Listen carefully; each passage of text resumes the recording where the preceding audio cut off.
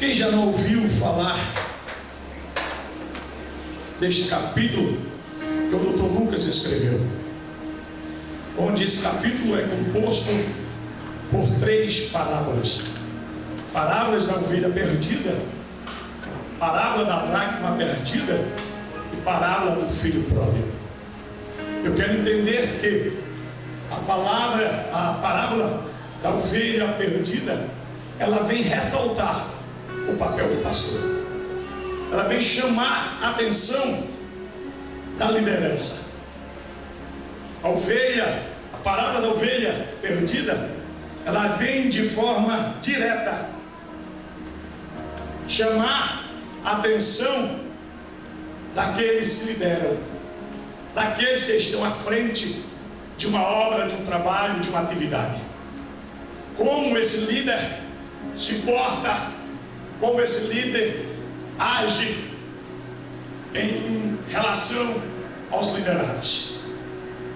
A dracma perdida, eu quero entender que ela vem retratar de finanças, de honra, pois toda noiva ela recebia esse colar com essas dracmas, que era colocada em sua cabeça, feita uma coroa, e não podia faltar.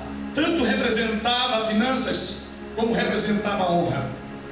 Noiva não podia se apresentar e faltando uma dracma na sua coroa ou no seu colar.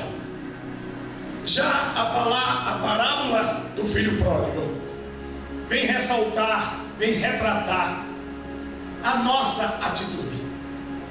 A atitude de um filho que vive no seio de uma família e não se sente bem, deseja partir, sair.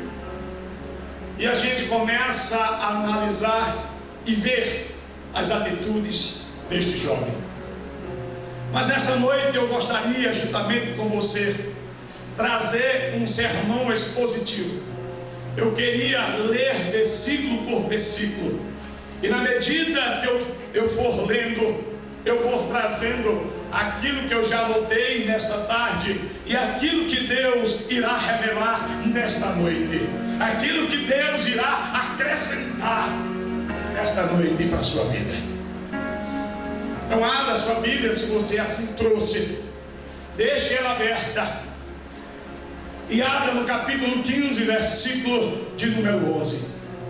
Gostaria também, mesmo sabendo que hoje não é um culto doutrinário, um culto onde temos o hábito de trazer o nosso papel e uma caneta, temos o hábito de trazer os nossos ouvidos para ouvir, e muitas vezes nem isso trazemos, porque nós chegamos e começamos a conversar e não prestamos atenção àquilo que Deus quer falar conosco. Mas nesta noite, se você quer, pretende, deseja, necessita de ouvir a voz de Deus, eu te aconselho, deixa a palavra aberta, pega, se possível, um pedaço de papel e caneta e anota algumas coisas que irão ser ditas neste altar nessa noite. E essas coisas que digo, essas palavras que vão ser direcionadas, dirigidas a você, certamente irá causar impacto e mudança na tua vida. Começando pelo versículo de número 11, a parábola narra, começa dizendo: e disse, um certo homem tinha 2 filhos. E quando nós meditamos nesta parábola, temos o hábito de ler, parece que este filho pródigo, ou o filho mais velho, irmão do filho pródigo, parece que ele não existe, parece que ele não é filho, parece que ele é mais um. Mas o texto diz que certo homem tinha 2 filhos. Irmão mais novo, irmão mais velho, eles eram filhos. Diga, eu sou filho. Os 2 cometeram erros. Não foi só o pródigo. O mais velho cometeu erro também. Acredito, dependendo da avaliação, dependendo do meu julgamento, dependendo da forma que eu vejo, eu vou avaliar. Um vai cometer um erro menos grave, o outro cometeu um erro mais grave. Aparentemente, aquele que cometeu o erro mais grave foi o pródigo. Mas quando você olha e estuda, analisa, você vai ver que o irmão mais velho cometeu erro também. E eu fico abismado, maravilhado, porque quando eu leio as Escrituras, eu entendo que aquele que cometeu um erro mais grave, diante de Deus, ele vai receber uma graça maior. Aí eu quero respaldar este sentimento, esta linha de raciocínio, nas palavras que o apóstolo Paulo escreve à igreja de Roma, no capítulo 5, versículo 20, onde diz: sobreveio, porém, a lei para que a ofensa abundasse, mas onde o pecado abundou, superabundou a graça. Quanto mais erro, quanto mais pecador, a graça chega. Não tem limites para a graça ser manifesta. Quanto maior o pecador, aí sim a graça de Deus vem e diz: cheguei.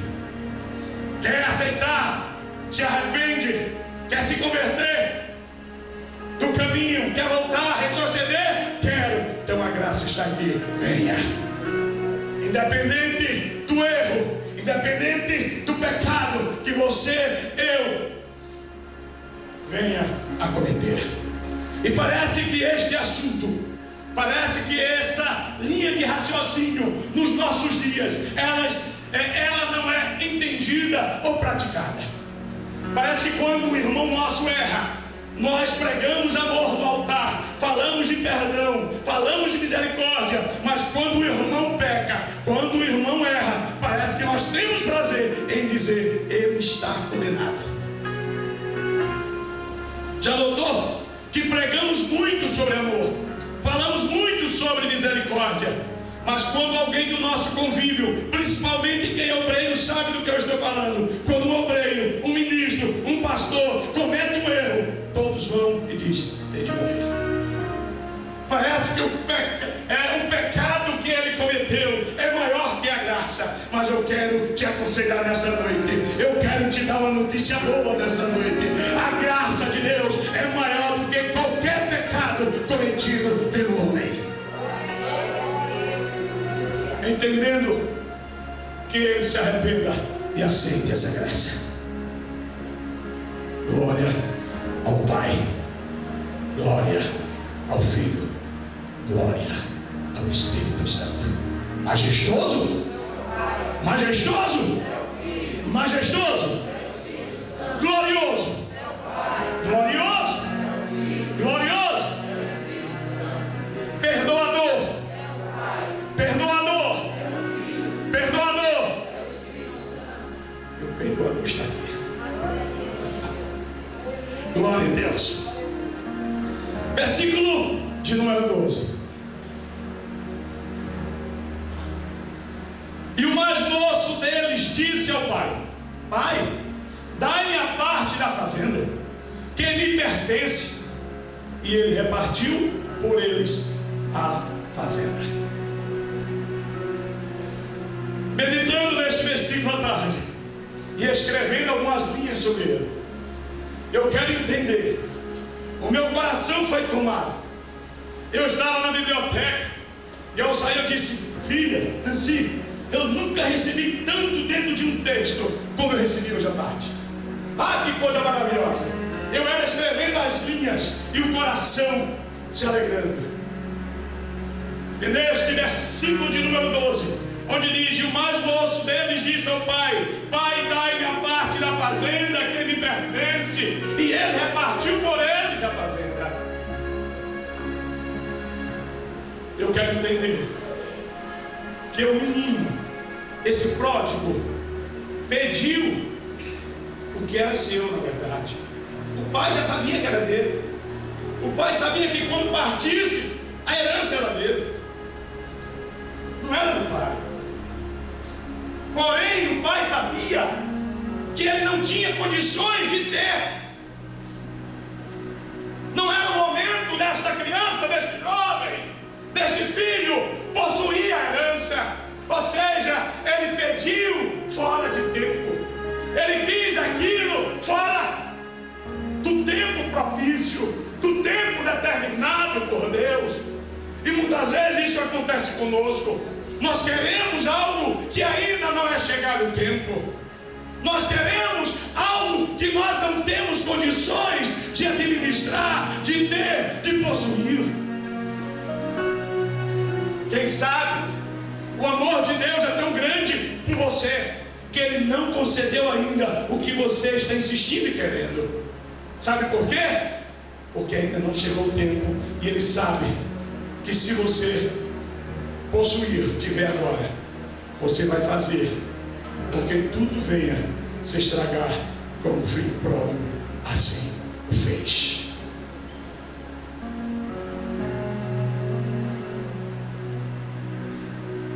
O interessante é que o pai sabia que era dele, do menino, do filho. Ele sabia tanto que ele não recusou em repartir. Ele repartiu, ele deu.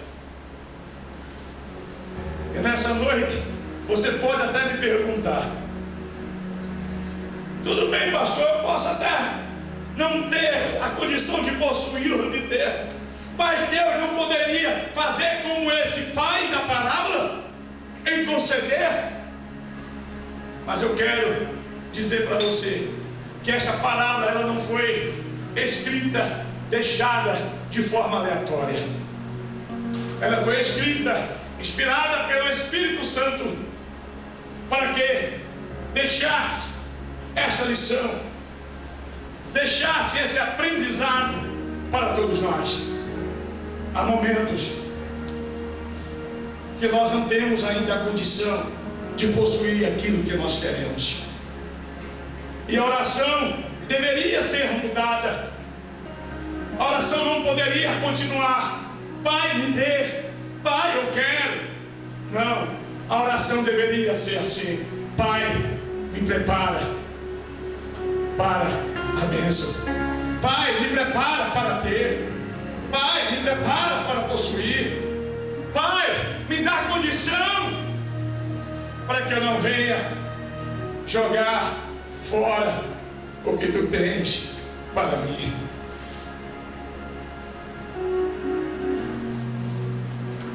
Romanos não, Eclesiastes, se não me foge a memória. Tudo tem a sua ocasião própria, e há tempo para todo propósito debaixo do céu. Versículo 6 ainda: porque para todo propósito há tempo e juízo. Deixa eu dizer algo para você nessa noite. Espera o tempo de Deus na sua vida. Espera o momento de Deus. Para que tanta ansiedade? Para que tanta agonia? Para que tanto estresse? Você é alguém que está sob o comando e controle de Deus. Na medida que você disponibiliza, na medida que você deixa Deus conduzir a sua vida. E Deus tem o melhor para nós, irmãos. Deus tem o melhor para você. Deus tem o melhor para mim. Por quê? Ficamos tão ansiosos, preocupados. Deixa Deus fazer como Ele quer fazer. Se você chegou aqui nesta noite tão ansioso, tão preocupado, achando que o tempo já passou, que não vai ter mais tempo, deixa eu dizer para você: Deus não está limitado no tempo. Deus está fora do tempo. Se Deus estivesse dentro do tempo, o tempo dominaria Deus. Mas como Ele está fora do tempo, Ele tem o tempo sob domínio.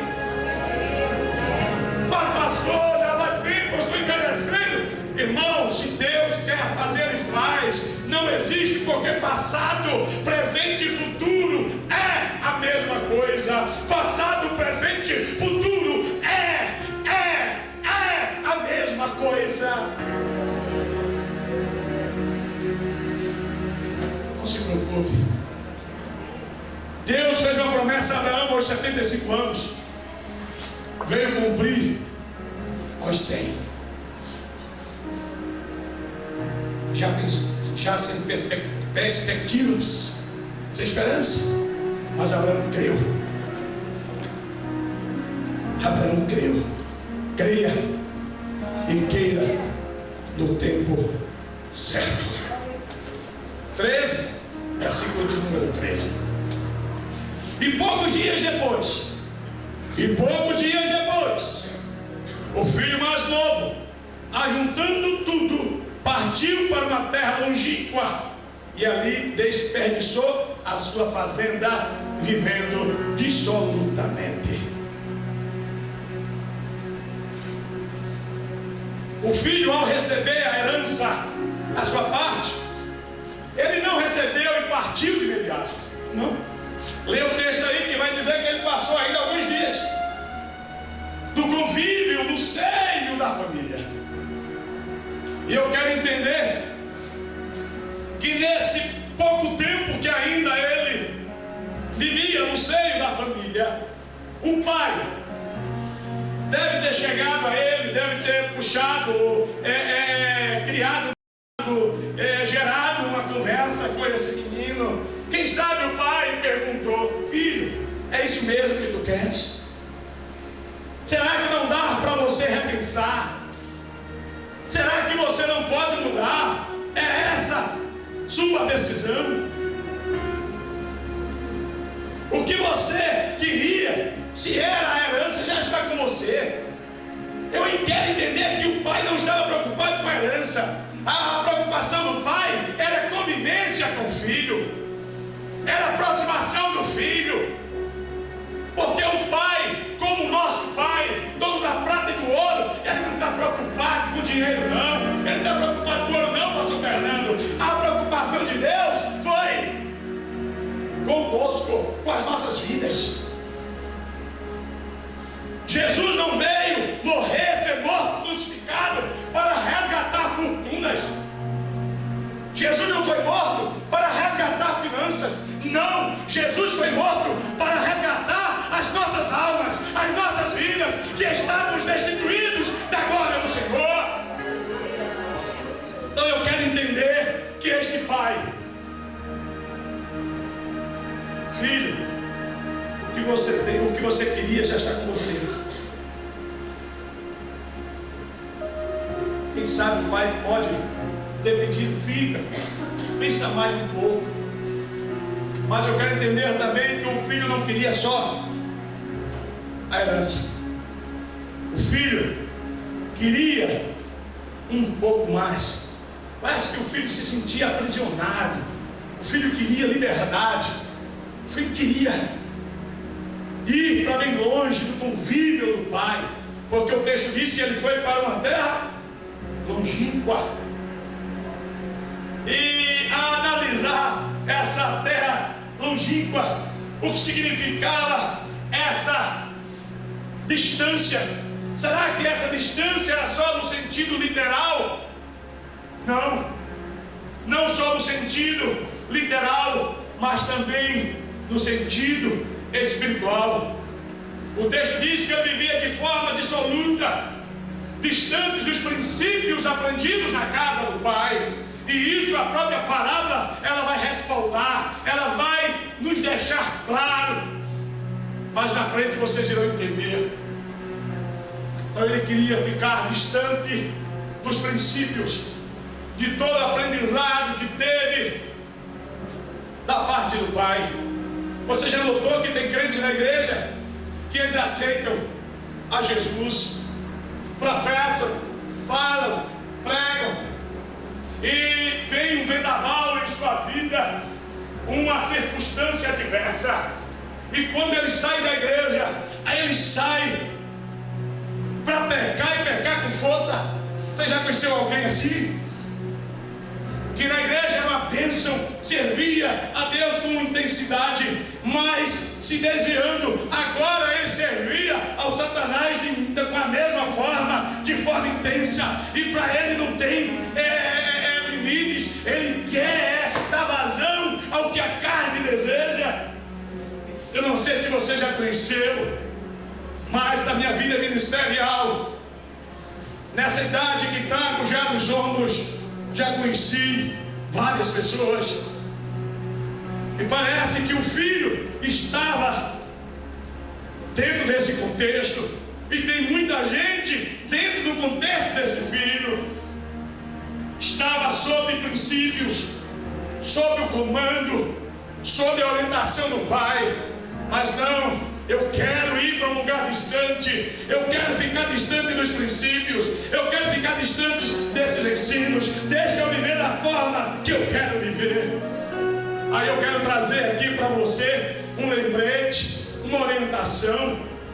Tem um texto na Bíblia Sagrada que diz que quando o demônio é expulso e a casa se torna limpa agora, e ali a festa, tudo direitinho, tudo no seu devido lugar, mas a pessoa abandona, e o espírito que estava habitando naquela vida, ao sair, ele vai dar um passeiozinho e volta. Quando ele volta, se ele encontrar a casa vazia, ou seja, se ele encontrar a vida sem comunhão com Deus, sem relação com Deus, ele vai e pega mais 7 e entra, e o seu estado agora se torna pior. Cuidado, irmãos, isso é Bíblia, isso é Bíblia. Cuidado para não deixar a vida muito aberta. Cuidado para que quando ele voltar, encontrar a porta aberta, vazia, ele entra e com ele mais 7.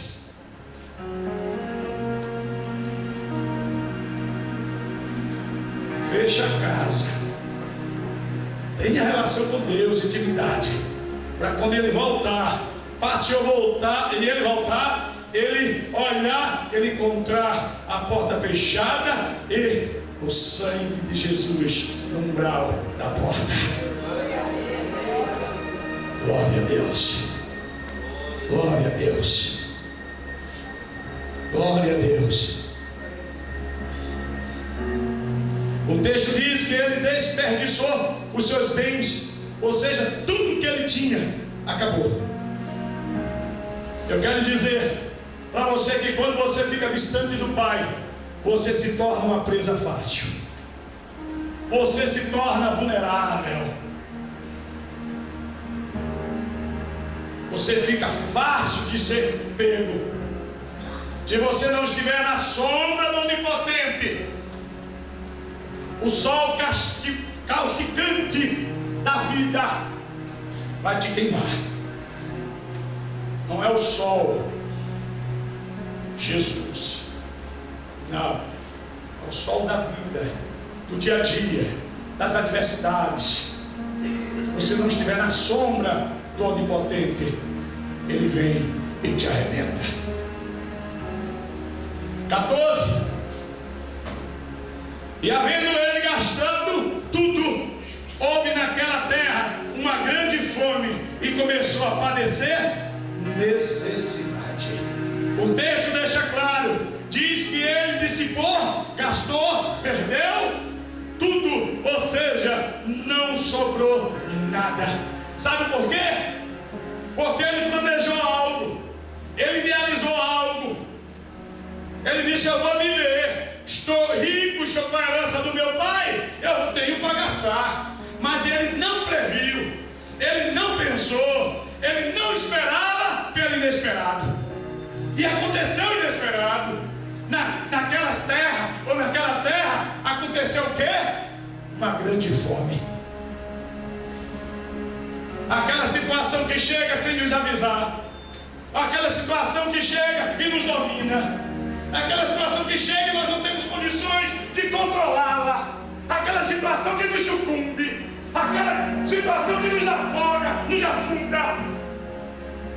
E essa situação normalmente não avisa, ela não manda recado, ela não tem mensageiro. Quando ela chega, chega. Quando você levanta a cabeça, ela já está diante de você. E o jovem já tinha gastado tudo, não sobrava mais nada. E o que restava agora, o quê? Fome. Situação inesperada.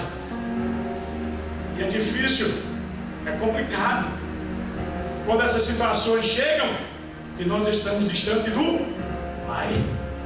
Por isso é preciso você estar ao lado do Pai. porque quem está com o Pai não sofre.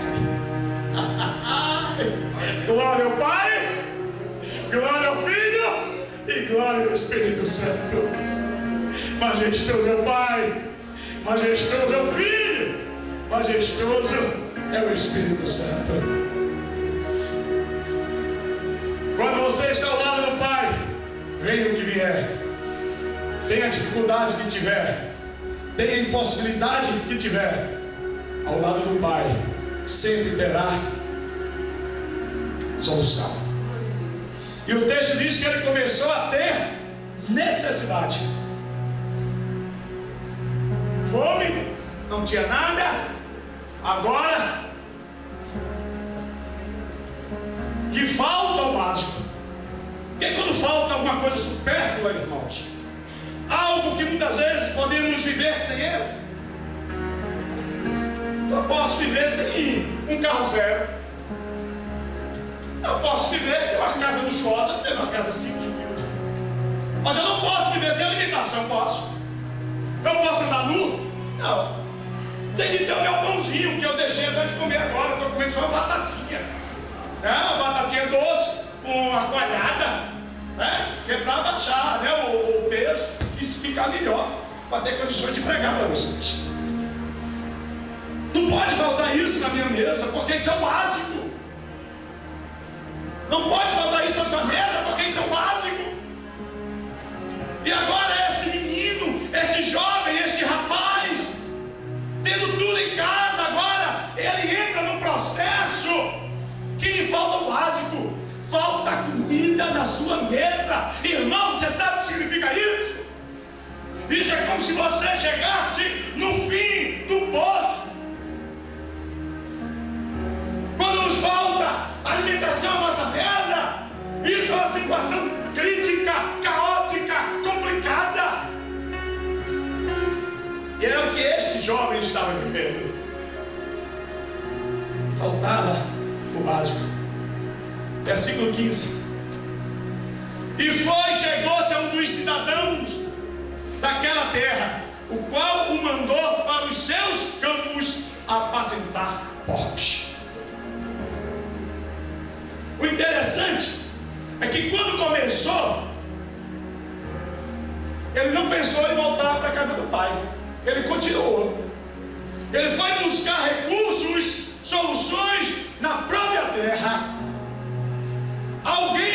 Um morador daquela região que tinha criação de porcos. Ele busca. E o que lhe oferecem? Vai apacentar porcos. E o interessante é que ele apacentava, ele ajudava, aquele que cuidava, desejava comer a comida dos porcos, mas nem isso lhe davam.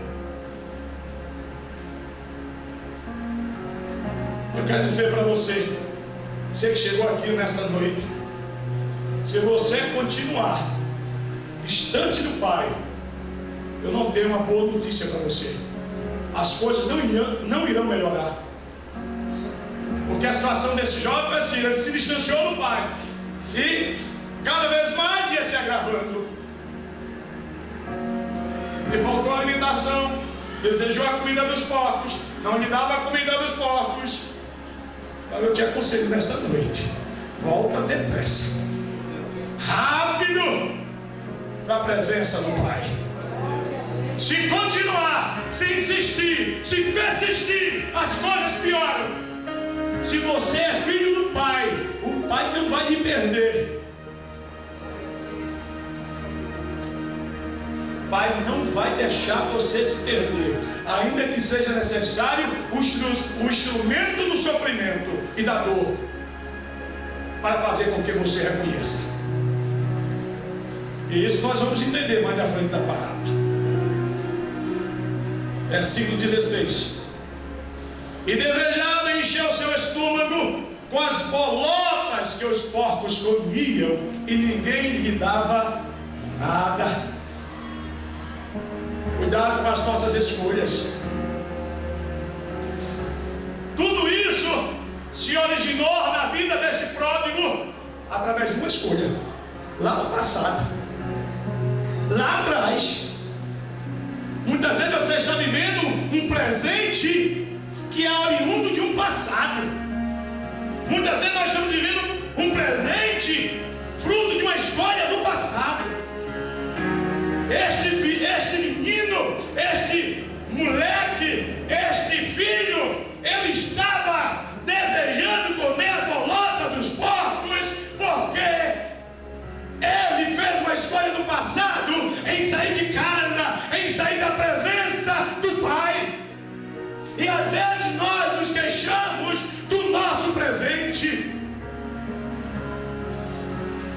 sem querer reconhecer ou mudar atitudes que tivemos no passado. O teu presente é fruto do teu passado e o teu futuro será fruto do teu presente. O teu presente é fruto do teu passado e o teu futuro será fruto do teu presente. Quem entendeu, diga amém. Amém. Cuidado com as suas escolhas. 17. E caindo em si, disse: quantos trabalhadores de meu pai têm abundância de pão, e eu aqui pereço de fome. Sabe o que quer dizer caindo em si? Eu quero entender que quando esse menino, esse filho, quando Lucas registra aqui, caindo em si, ele começou a pensar diferente. Tem momentos que não pensamos, mas não deixamos de agir. Já notou? Você já viveu esse momento? Que você age sem pensar? Quantas vezes eu já vivi isso na minha vida? Agir e não pensava, e o resultado é desastroso. É complicado. Você agir sem pensar. Eu acredito que esse moleque aqui não estava consciente das suas decisões, das suas escolhas. Mas agora ele começa a pensar e cair em si. Rapaz, o que foi que eu fiz? Eu preciso mudar. Meu pai tem tantos empregados e nenhum tem falta de pão. Eu sou filho e estou nessa situação mendigando comida de porcos. Estou padecendo de fome. Aí o texto diz que ele se levantou e foi ter com seu pai. Depois, quando ele pensa, ele analisa, faz uma introspectiva e uma retrospectiva, porque eu acredito que toda introspectiva ela vem atrelada a uma retrospectiva, mas nem toda retrospectiva ela vem atrelada a uma introspectiva. Você pode pensar no passado sem pensar dentro de você, como você agiu, como você se posicionou. Você só traz a memória do passado. Mas quando você faz uma introspectiva, quando você começa a pensar, quando você começa a analisar as suas atitudes, não tem como não relacionar com o passado. E este garoto, ele fez essa introspectiva. Mas o interessante, o importante aqui é que ele não fica somente na esfera do pensamento, ele não fica só na esfera do desejo, da vontade. O texto diz que ele sai dessa esfera e agora entra na esfera da atitude, da ação, do movimento, da concretização. Versículo 18: levantar-me-ei, irei ter com meu pai, e direi: Pai, pequei contra o céu e perante ti. Ele estava dizendo: eu vou sair dessa situação que me encontro, vou mudar a rota que tracei para mim. Lá atrás eu tracei uma rota, e essa rota me levou à miséria, a passar fome. E o livro de Provérbios, ele nos retrata, ele nos fala que tem caminhos que parecem perfeitos, bons, mas o seu fim nos leva à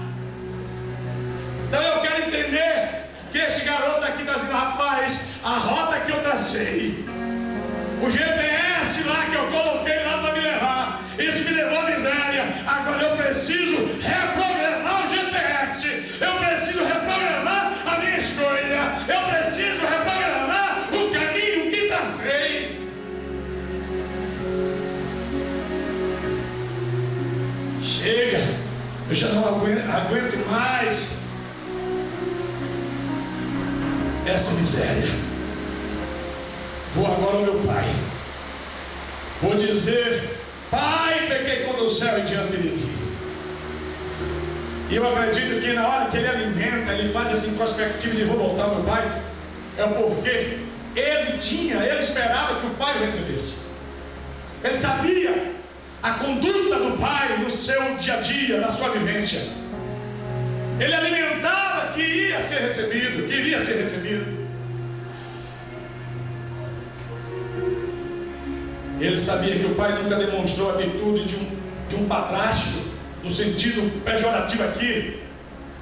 Ele não é pai, não é o padrasto de forma literal, porque tem muitos padrastos que são melhores que os pais biológicos. Mas esse adágio popular que nós temos aqui na nossa região, que diz: eu não sou, não é? Ele é pai, não é padrasto, né?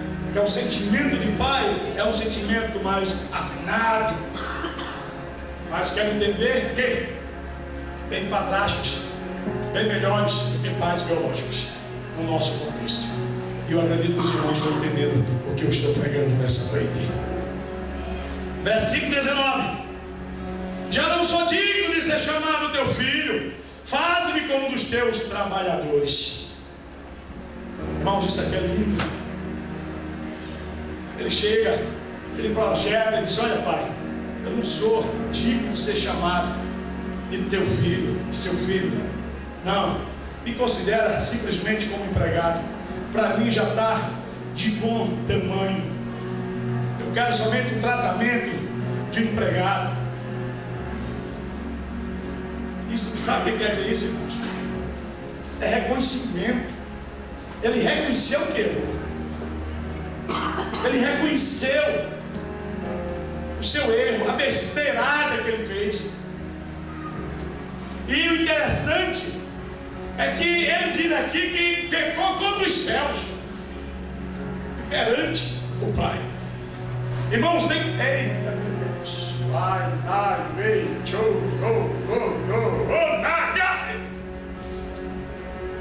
Tem erros, tem pecados que não atingem somente a esfera material. Tem erros que atingem a esfera espiritual. E este filho, ele reconhece: pai, pequei contra ti, mas pequei também contra os céus. E ele reconhecia isso. Quantas vezes nós pecamos e achamos que o nosso pecado ele se limita a essa esfera. Quando eu digo pecado, porque o original quer dizer errar o alvo. É algo que você erra, é algo que você se equivoca, é algo que muitas vezes de forma proposital atinge o espiritual, não somente o material. Esse filho aqui, ele reconhece isso. Pequei contra, pequei, versículo 19. Não sou digno de ser chamado teu filho, faz-me com os teus trabalhadores. 20. Não, 18. Levantar-me-ei, irei ter com meu pai, e direi: pai, pequei contra o céu e perante ti. Ele reconhece. Conhece o erro. Seu deslize. Pessoas vivendo dentro de um chiqueiro de porcos, porque não se arrependem dos seus atos. Pessoas vivendo dentro de um chiqueiro de porcos, por não se arrependerem dos seus pecados. Esse filho ele passou por um chiqueiro de porcos. Ele desejou comer comida de porcos, mas não permaneceu. Ele reconheceu e voltou. Se arrependeu. E tem pessoas nos nossos dias que não se arrependem. Pessoas que continuam comendo bolotas de porcos.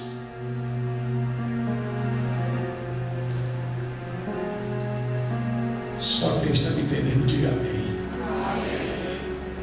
Deus não quer que você se alimente de bolotas de porcos. Ele tem um cordeiro cevado para você. Ele tem um cordeiro cevado para você.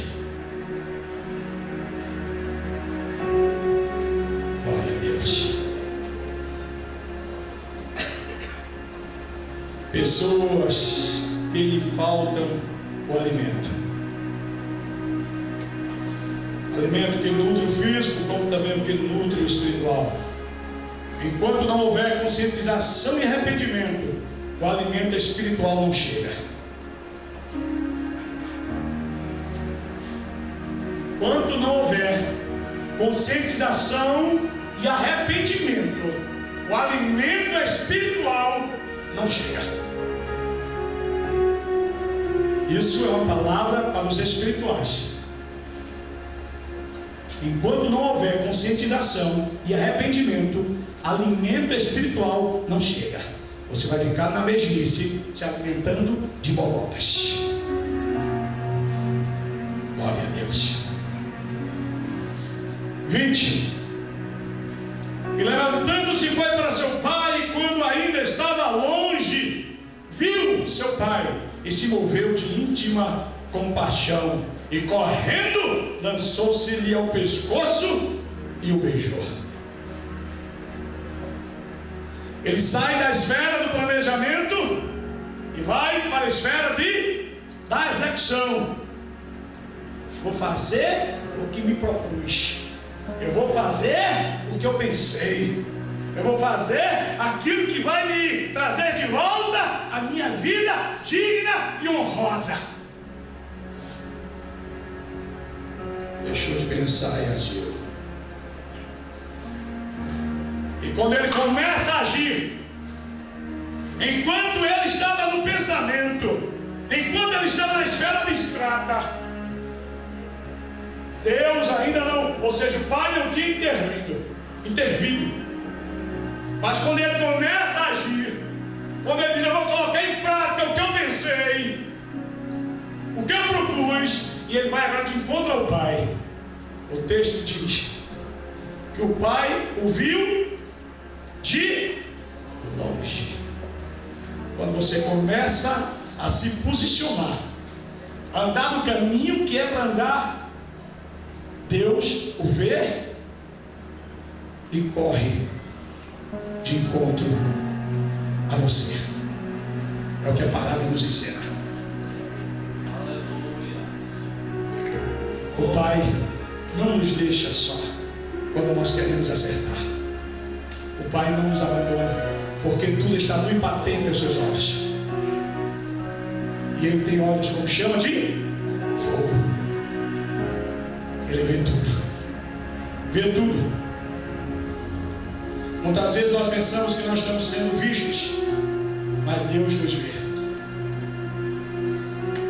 Você acha que essa prática Deus não está vendo? Ele está vendo. Cuidado com a prática que você tem. Seja bom ou ruim, tudo está diante dos seus olhos. E o texto diz que o pai corre, ou seja, o pai tinha pressa de ver o filho, de abraçar o filho. E quando o pai corre, o abraça, é como se ele tivesse: receba a proteção, receba o calor do pai. E quando ele beijo retrata a intimidade. Ele diz: meu filho, como você se arrependeu, receba de volta a intimidade que você tinha. Receba de volta.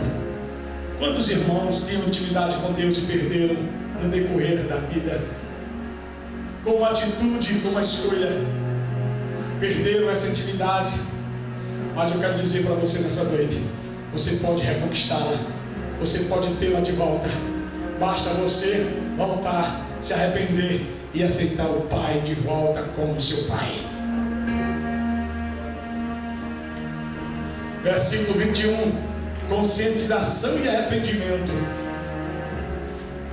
Quando ele repete de novo, e o filho lhe disse: Pai, pequei contra o céu, perante ti já não sou digno de ser chamado teu filho.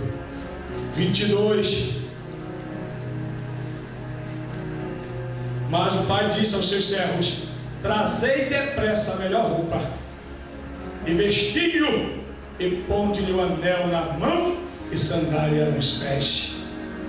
E traga depressa a melhor roupa. Fala de dignidade, de santidade, roupas sem máculas, sem manchas. E traga o anel, fala de autoridade. Receba a autoridade de volta. Aleluia. Alparcas, fala de liberdade. Quem andava sem sandálias eram os escravos. Filho não andava descalço. Filhos tinham de andar sandálias, ou seja, o pai estava dizendo: está aqui as sandálias, você é filho e tem um novo caminho para você. Não era o caminho lá dos porcos, de vida distante, mas essa vida ao nosso lado, ao meu lado, ao lado do seu irmão, ao lado da sua família. 23. Trazei também o bezerro cevado e matai-o, comamos e regozijemos-nos. Isso significa: não tem preço para ver os filhos felizes. O bezerro lá estava sendo cevado e foi morto para se alegrar com a volta do filho. Qual o pai que não faz o possível e o impossível pelo filho? Ainda que muitas vezes o filho gere tristeza, gere desgosto, mas o pai estará sempre pronto para auxiliar, para estender as mãos em direção ao filho. Você tem um grande pai. Você tem um grande pai. O Deus de Abraão, o Deus de Isaac, o Deus de Jacó. Ele é o nosso pai. Ele é o nosso pai. Poderíamos ainda dar continuidade, mas eu vou ficar por aqui. Deixa eu encerrar no versículo de número 24. Porque esse meu filho estava morto e reviveu, tinha se perdido e foi achado, e começaram a alegrar-se. O pai não se alegrou com a partida, mas o pai se alegrou com a chegada. O pai não se alegrou com o sofrimento do filho, mas o pai se alegrou com a alegria que o filho agora estava sentindo. O pai não se alegra quando seus filhos sofrem. Eu posso dizer isso porque sou pai. Sei que não fui um bom pai, poderia ter sido melhor.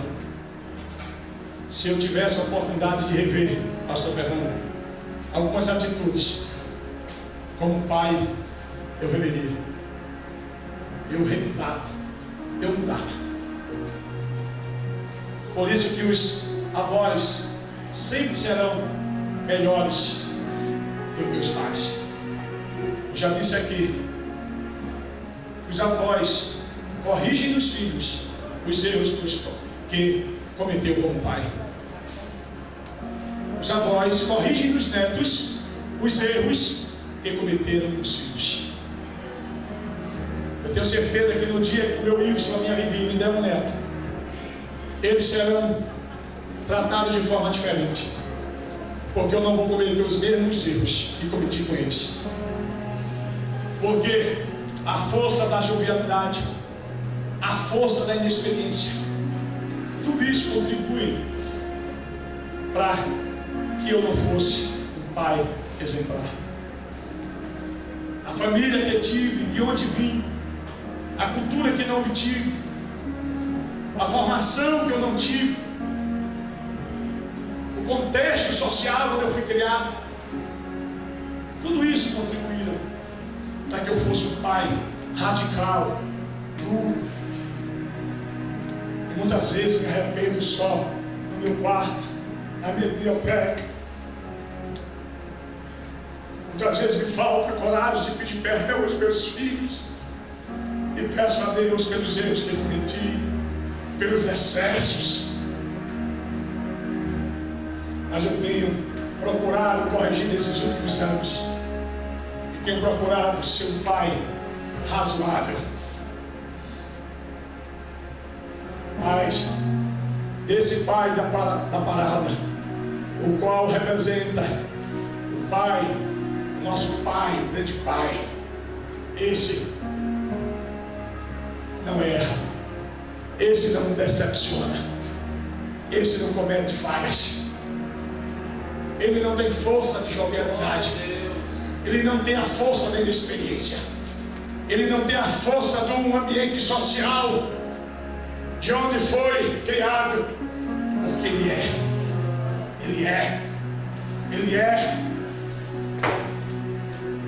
é o melhor pai que podemos ter. E esse pai lhe tem como filho. Esse pai lhe escolheu como filho. Esse pai lhe adotou como filho. Esse pai está dizendo: eu quero ser o seu pai.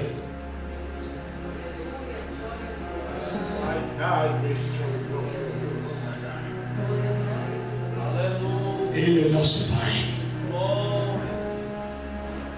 Não viva longe, não viva distante. Deixe Ele cuidar de você. Ele tem o melhor para você.